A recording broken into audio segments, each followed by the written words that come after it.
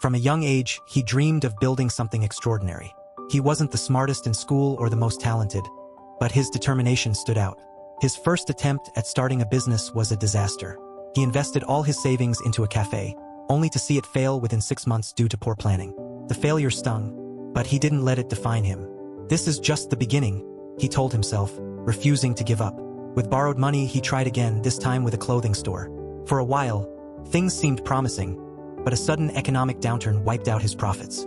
Each failure chipped away at his confidence. Friends began to question his decisions, and even his family urged him to settle for a stable job. Yet, he saw failure not as an enemy, but as a teacher. "What did I learn?" he would ask after each setback, carefully analyzing his mistakes. Armed with lessons from his past, he ventured into a new idea, an online platform to connect local artisans with buyers. The initial months were rough. The website was clunky, and customers were scarce. He thought about quitting but pushed through, determined to refine his vision. Slowly, things began to change.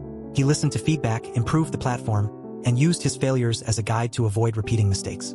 1 year later, the business started gaining traction. Artisans loved the exposure, and customers appreciated the unique products.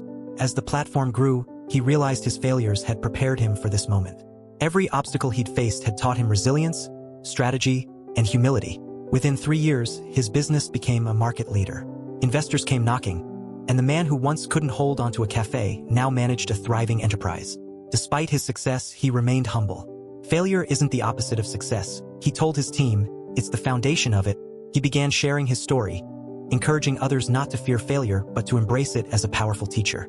His journey inspired many, proving that persistence and learning from mistakes are the keys to success. Looking back, he smiled and said, "If I hadn't failed, I would have never succeeded. Failure was my greatest teacher,